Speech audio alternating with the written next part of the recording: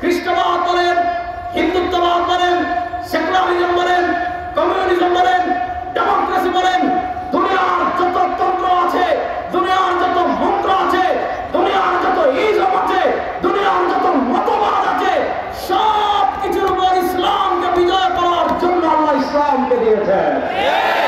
তাহলে বলেন আল্লাহ ইসলামকে দিয়েছেন কিসের জন্য? আপনি ডেমোক্রেসির উপর বিজয় থাকবে ইসলাম, সেকুলারিজমের উপর বিজয় থাকবে ইসলাম, কমিউনিজমের উপর বিজয় থাকবে ইসলাম, হিন্দুত্ববাদী আদর্শের উপর বিজয় থাকবে ইসলাম, ইহুদিবাদের উপর বিজয় থাকবে ইসলাম, খ্রিস্টবাদের উপর বিজয় থাকবে ইসলাম। আল্লাহ তার নবীকে 3 হাত দিয়ে বানিয়েছেন আল্লাহর জমিনে আল্লাহর ধর্ম ইসলামকে বিজয় করার জন্য। এবার বলেন, আমরা বলি 92% মুসলমানের দেশ, এই 92% মুসলমানের দেশে ইসলামকে বিজয় করার প্রয়োজন আছে না নাই?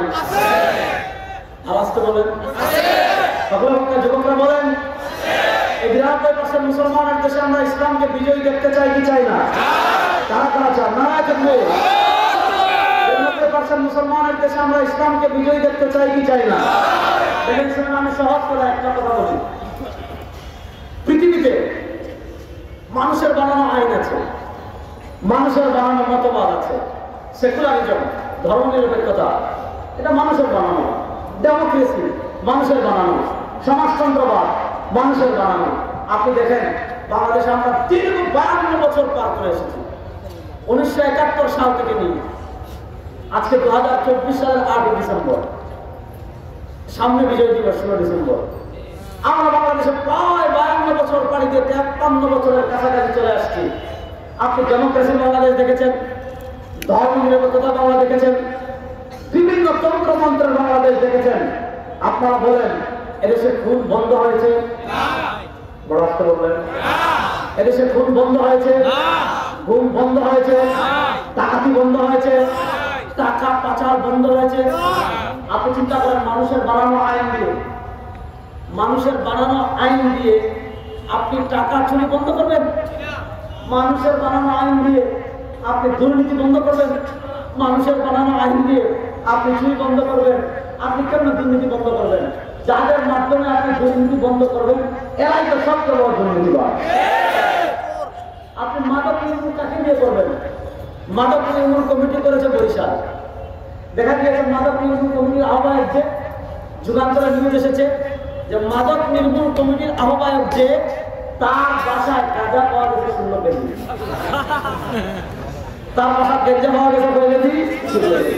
দেখেন মানুষের বানানো আইন দিয়ে কি হয়? মানুষের বানানো আইন দিয়ে আপনি অর্থনীতি নিয়ন্ত্রণ করবেন, দুর্নীতি বন্ধ করবেন। মানুষের বানানো আইন দিয়ে এমন এক একটা দরবেশ তৈরি হয়, এক দরবেশ শেয়ার বাজার খেয়ে ফেলেছে। কথা বুঝতেছেন? এক দরবেশ শেয়ার বাজার খেয়ে ফেলেছে, আরেক দরবেশ ইসলামী ব্যাংক খেয়ে ফেলেছে, আরেক দরবেশ এক একটা প্রকল্প তৈরি হয়, এক একটা প্রকল্প তৈরি হয়, এক একটা ব্যাংক খেয়ে ফেলে, রাষ্ট্রের কোটি কোটি হাজার কোটি টাকা চুরি করে নিয়ে যায়। শেখ হাসিনার পতনের পর পত্রিকা নিউজ করেছে গত 15 বছরে বাংলাদেশ থেকে যে পরিমাণ টাকা বিদেশে পাচার হয়েছে, বাংলাদেশ থেকে যে পরিমাণ টাকা বিদেশে গিয়েছে, ওই টাকা দিয়ে 64টা পদ্মা সেতু বানানো যাবে। যে টাকা চুরি হয়েছে, যে টাকা বিদেশে গিয়েছে, ওই টাকা দিয়ে পত্রিকা বলছে যে প্রায় 44টা মেট্রো রেল অথবা 64টা পদ্মা সেতু করা যাবে।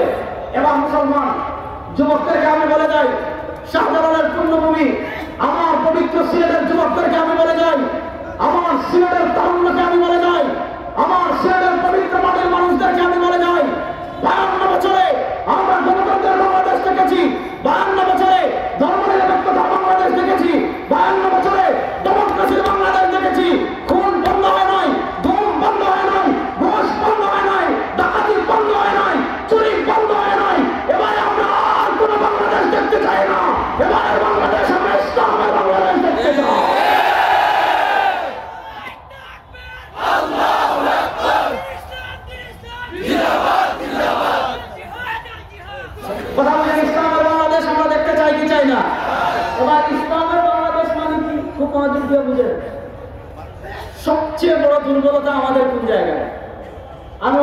রেজিস্ট্রারি মাঠে বলে গিয়েছিলাম যে এই শতাব্দীতে আমাদের সবচেয়ে বড় সমস্যা যেটা, সেটা হলো আমাদের পরাজিত চিন্তা। আমাদের পরাজিত চিন্তা কি? ব্রিটিশরা আমাদেরকে একটা ইসলামের ভাষণ দিয়েছে, খুব মনোযোগ দিয়ে শুনবেন, আমার মত বুঝা যাচ্ছে। ব্রিটিশরা আমাদেরকে একটা ইসলামের আপডেট দিয়েছে, ইসলামের ভাষণ দিয়েছে। ইহুদি খ্রিস্টানরা আমাদেরকে ইসলামের একটা আপডেট দিয়েছে, ইহুদি খ্রিস্টানরা আমাদেরকে ইসলামের একটা ভাষণ দিয়েছে। তারা চায় আপনি ইহুদিদের মতো ধর্ম পালন করেন, তারা চায় আপনি খ্রিস্টানদের মতো ইসলাম পালন করেন, তারা চায় তারা যে ইসলাম আমাদেরকে শিখিয়েছে, তারা চায় তারা ইসলামের যে ভাষণ আমাদেরকে দিয়েছে, তারা চায় তারা ইসলামের যে আপডেট ভাষণ আমাদেরকে দিয়েছে, ওই ভাষণ অনুযায়ী ইসলাম যেন আমরা পালন করি, ওই ভাষণ অনুযায়ী আমরা যেন দিন পালন করি। সেটা কি? তারা আমাদেরকে ইসলাম শিখিয়েছে ইসলাম শুধু একান্ত ব্যক্তিগত বিষয়। তারা আমাদেরকে শিখিয়েছে ইসলাম শুধু একান্ত পারিবারিক বিষয়। অর্থাৎ তুমি ইসলাম মানতে চাচ্ছ, তোমার ঘরে পালন করো। তুমি ইসলাম মানতে চাচ্ছ, তোমার ব্যক্তি জীবনে পালন করো। তুমি ইসলাম মানতে চাচ্ছ, তোমার ঘরের 3 দেয়ালের ভিতর, 4 দেয়ালের ভিতর তোমার যতটুকু ইচ্ছে এতটুকু ইসলাম পালন করো। এর বাইরে ইসলাম মানে কি? তারা আমাদেরকে শিখিয়েছে ইসলাম মানে শাহজালালের মাজারে উরুস করবি, ইসলাম মানে শাহজালালের মাজারে সিন্নি খাবি, ইসলাম মানে শাহজালালের মাজারে টাকা দিবি, ইসলাম মানে শাহজালালের ডেকে টাকা ফেলবি, ইসলাম মানে শাহজালালের মাজারে মোমবাতি জ্বালাইবি, ইসলাম মানে শাহজালালের মাজারে ডুববি একদিকে বেরোবি আরেকদিকে, ইসলাম মানে মাঝে মাঝে শ্যামা মাহফিল করবি, ইসলাম মানে মাঝে মাঝে নাচ গান করবি, ইসলাম মানে বাবার নামে জারি গান গাবি। বাস ওই যে তারা আমাদেরকে একটা ইসলাম দিয়েছে, যে ইসলামে শুধু মাজারে উরুস পাবেন, যে ইসলামে শুধু ডেকে টাকা দেওয়া পাবেন, যে ইসলামে শুধু কোমরে মোমবাতি দেওয়া পাবেন, যে ইসলামে শুধু কোমর পূজা পাবেন, যে ইসলামে শুধু পীর পূজা পাবেন, ওই ধরনের ইসলাম তারা আমাদেরকে চায়। এর বাহিরে রাষ্ট্রে বলে ইসলাম লাগবে না, অর্থনীতিতে বলে ইসলাম লাগবে না, নেতৃত্বে বলে ইসলাম লাগবে না, সংবিধানে বলে ইসলাম লাগবে না, বিচার ব্যবস্থায় বলে ইসলাম লাগবে না, আইন আদালতে বলে ইসলাম লাগবে না, সংসদে বলে ইসলাম লাগবে না। এবার বলেন আল্লাহ ইসলামকে দিয়েছেন শুধু গড়ে রাখার জন্য, আল্লাহ কোরআনকে দিয়েছেন শুধু গড়ে রাখার জন্য, না সংসদেও কোরআন লাগবে? সংসদে লাগবে। বলেন সংসদে কোরআন লাগবে কি লাগবে না? শুনে অন্তর্বর্তীকালীন সরকার সংস্কারের কথা বলছে, নানা জায়গায় সংস্কারের কথা বলছে। আমরা পরিষ্কার করি, বাংলাদেশে 52 বছরের সংস্কার একবার হয়। বাংলাদেশে 52 বছরের সংস্কার অনেকবার হয়েছে। সংস্কার হয়েছে, পরিবর্তন হয়েছে, ক্ষমতার পরিবর্তন হয়েছে, চেয়ারের পরিবর্তন হয়েছে, নেতার পরিবর্তন হয়েছে, শাসকের পরিবর্তন হয়েছে, কিন্তু দেশের মানুষের ভাগ্যের পরিবর্তন হয়? এদেশের মানুষের ভাগ্যের পরিবর্তন হয়? আমরা অন্তর্বর্তীকালীন সরকারকে বলবো, শুধু অন্তর্বর্তীকালীন সরকার আপনাদেরকেও বলবো, আপনারা এই দাবি তুলেন যে আপনি সংস্কার করতে চান। আমি আল্লাহর জাতের কসম করে বলে যাই, আমি আল্লাহর জাতের কসম করে বলে যাই, আমি আল্লাহর জাতের কসম করে বলে যাই, যদি মাত্র 3 মাসের জন্য, যদি মাত্র 3 মাসের জন্য বাংলাদেশের কোরআনের আইন বাস্তবায়ন করা হয়, বাংলাদেশের বিচার ব্যবস্থা যদি মাত্র 3 মাসের মধ্যে কোরআনের আইন 3 মাসের জন্য বাস্তবায়ন করা হয়, চুরি বন্ধ হয়ে যাবে, খুন বন্ধ হয়ে যাবে, ডাকাতি বন্ধ হয়ে যাবে, টাকা পয়সা বন্ধ হয়ে যাবে। কিন্তু তারা চায়, তারা আমাদেরকে এতদিন ধরে এটাই শিখিয়েছে যে ইসলাম মানে মাজারে পড়ে থাকবা, ইসলাম মানে মসজিদে থাকবা, ইসলাম মানে খানকায় থাকবা, ইসলাম মানে মাদ্রাসায় থাকবা, মানে 4 দেয়ালের ভিতর ইসলামকে সীমাবদ্ধ করবা। এছাড়া রাষ্ট্রের গুরুত্বপূর্ণ প্রত্যেকটা সেক্টরে, বিচার ব্যবস্থা বলেন, অর্থনীতি বলেন, সংসদ বলেন, সংবিধান বলেন, রাজনীতি বলেন, এগুলাতে তোমার ইসলামের দরকার নাই, এগুলা দিন প্রতিষ্ঠার দরকার নাই। ওই যে সেকুলার চিন্তাটা আমাদের মুসলমানদের তরুণদের ভিতর কি পরিমাণ জেগে বসেছে, আমাদের মুসলমানদের তরুণদের মাথায় কি পরিমাণে ঢুকে বসেছে। আজকে যদি আমি পাঞ্জাবি করে, পাঁচকর্মী টুপি করে রাজনীতিতে আসি, আমাকে বলবে ভাই আপনি পড়াশোনা করেন, মাদ্রাসায় পড়ান, আপনি রাজনীতিতে আসলেন কেন?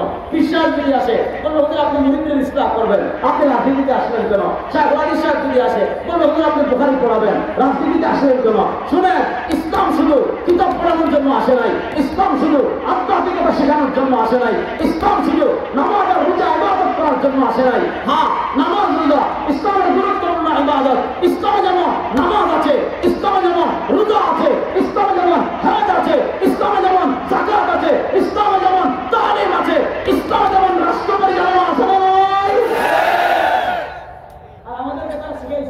ইসলাম মানে মসজিদ, ইসলাম মানে মাদ্রাসা, ইসলাম মানে মাজার, রাষ্ট্র আমাদের, সংবিধান আমাদের, বিচার ব্যবস্থা আমাদের, আইন আদালত আমাদের, সব কিছু আমাদের। এবার আমি সিলেটের তারুণ্যদের কাছে শেষ বার্তা দিতে চাই, শেষ মেসেজ দিতে চাই। আমাদের বাংলাদেশের যতগুলো সেক্টর আছে, অর্থনীতি বলেন, বিচার ব্যবস্থা বলেন, আচ্ছা বলেন, আমাদের দেশের অর্থনীতি এই যে 52 বছরে যে পরিমাণ টাকা আমাদের দেশে বিক্রি হয়েছে, এই টাকা যদি আমাদের দেশে লাগতো, সিঙ্গাপুরে তো না, সিঙ্গাপুরের বাদ হইতো না, যে সিঙ্গাপুরে তো এই চুরি বন্ধ করতে চাচ্ছেন, দুর্নীতি বন্ধ করতে চাচ্ছেন, সুদ বন্ধ করতে চাচ্ছেন, ঘুষ বন্ধ করতে চাচ্ছেন, এগুলা সব কিছুর পথ একটা, এদেশের রাষ্ট্র ক্ষমতা ইসলামকে নিতে হবে। বাংলাদেশের রাষ্ট্র ক্ষমতায় কাকে নিতে হবে? এবার পরিবর্তিত বাংলাদেশ। শেষ কথা, 1947-এর পর 2024-এর জুলাই আগস্টের গণবিপ্লবের পর, গণঅভ্যুত্থানের পর আমাদের সামনে আরেকটা সুযোগ এসেছে। এই বাংলাদেশের রাষ্ট্র ক্ষমতায় কোরআনকে নেওয়া, এই বাংলাদেশের রাষ্ট্র ক্ষমতায় ইসলামকে নেওয়া। ও সিলেটের জাতীয়তাবাদী, এই বাংলাদেশের সংসদে কোরআনের বাতি জ্বালিয়ে দেওয়ার জন্য আপনারা প্রস্তুত আছেন না?